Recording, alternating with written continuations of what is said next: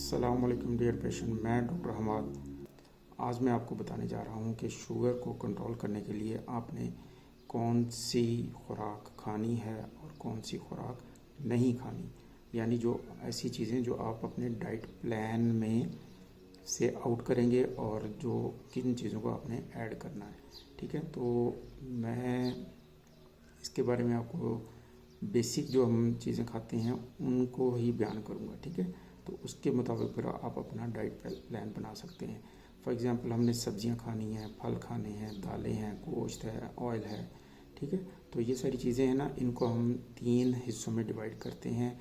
Major जो इसके portion होते हैं, 3 चीज़ें जो होती हैं उनसे ये मिलके ये सारी चीज़ें बनती हैं, जिनमें प्रोटीन्स, कार्बोहाइड्रेट्स और फैट होती है। ठीक है, तो अब मैं आपको एक एक करके बताऊंगा कि आपने फ़ैट कौन सी खानी है और कार्बोहाइड्रेट्स कौन से खाने हैं, और इसी तरह आपने प्रोटीन्स कौन सी खानी है।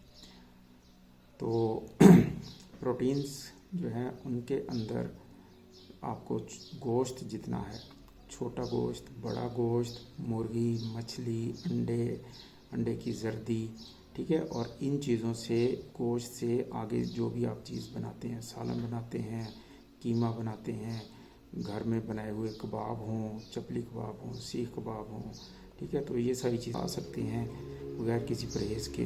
तो इसमें आपको खाने की कोई बात नहीं है, नंबर 1। ठीक है, तो प्रोटीन्स जितनी हैं, यानी गोश्त की हर किस्म जो है वो आप खा सकते हैं, छोटा बड़ा, मछली, मुर्गी। उसके बाद फिर आ जाती हैं दालें जो हैं वो भी आप तमाम दालें मुनासिब मिक़दार में खा सकते हैं।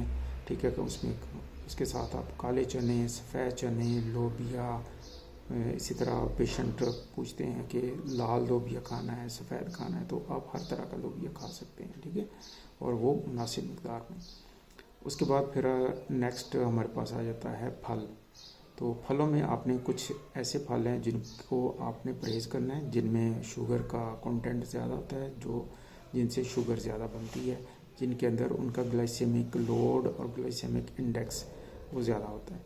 तो ऐसे फल जिनमें शुगर की मिकदार ज़्यादा हो वो आपने परहेज़ करना है। उसके अलावा बाकी सारे फल खा सकते हैं। फलों के अंदर जो आपने नहीं खाने, उसमें केला, आम, अंगूर, खजूर, इंजीर, ठीक है, और गर्मियों में आपको आम के साथ तरबूज जो है वो, खरबूजा, तरबूज, गर्मा, ये वाली चीज़ें, तो इनसे आपने परहेज़ करना है। इसके अलावा बाकी जितने मौसमी फल होते हैं वो आप सारे खा सकते हैं मुनासिब मिक़दार में, उससे कोई परहेज़ नहीं है। अच्छा, जब भी फल खाएं तो उसके बाद फिर आप कोशिश करें कि एक्सरसाइज करने की। ठीक है, उसके बाद वॉक करें, एक्सरसाइज करें, ताकि जो ग्लूकोज आपने खा लिया है अब उसको बॉडी जो है यूटिलाइज़ कर ले। उसके बाद फिर फलों से रिलेटेड एक और भी अक्सर ये क्वेश्चन होता है कि आपने फलों का जूस पीना है या नहीं पीना। ठीक है, फलों का जूस जो है, फ्रेश जूस एक होता है, और एक हमें मार्केट से डब्बे का पैक जूस मिलता है। तो डब्बे का पैक जूस जो है वो आपने बिल्कुल नहीं पीना, और जो फ्रेश जूस है वो भी नहीं पीना। ठीक है, क्योंकि दोनों के अंदर शुगर की मिकदार बहुत ज़्यादा हो जाती है। तो आपने ये नहीं करना कि आपने मार्केट गए, वहाँ से गन्ने का रस या कोई और फल, जिस तरह फ्रेश जूस निकाल के हमारे मिलते हैं बाज़ारों में, तो आप वो नहीं पीना। उसकी जगह आप फल मुनासिब मिकदार में खा सकते हैं, लेकिन जूसेस आपने बिल्कुल अवॉइड करने हैं। उसके बाद फिर हमारे पास आ जाते हैं सब्ज़ियाँ।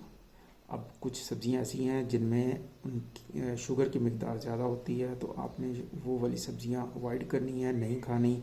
उसके अलावा बाकी सारी सब्ज़ियाँ खा सकते हैं। जिन सब्ज़ियों में शुगर का कंटेंट ज़्यादा होता है, उनका ग्लाइसेमिक लोड और ग्लाइसेमिक इंडेक्स ज़्यादा होता है, उसमें आपके पास आलू, अरवी, शलजम, ठीक है, ये चीज़ें, और शकरकंदी भी होती है। इसी तरह उबली हुई या पकी हुई गाजर, ठीक है, फ्रेश गाजर काट के सलाद में आप यूज़ करते हैं तो वो, उससे कोई इशू नहीं है।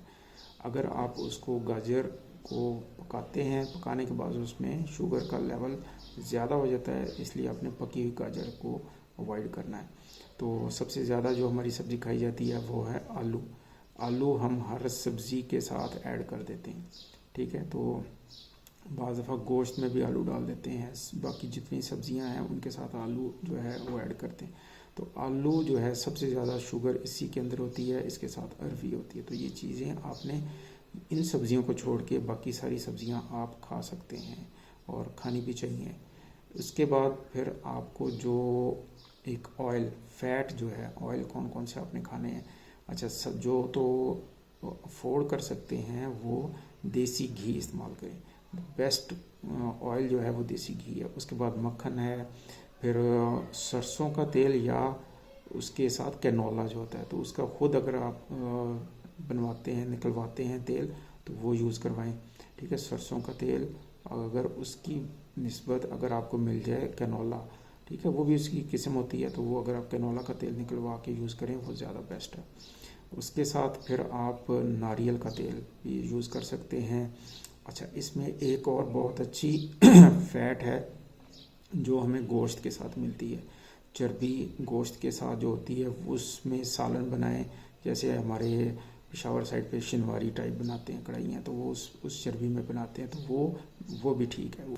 ऑयल जो ख़राब करता है वो है कमर्शियल ऑयल, जितने हैं रिफाइंड ऑयल हमें मिलते हैं वो ज़्यादा नुकसानदेह होते हैं बनिस्बत इनके। ठीक है, ये बेहतर है आप देसी घी यूज़ करें, मक्खन यूज़ करें, कैनोला ऑयल खुद निकलवा के यूज़ करें, नारियल का तेल।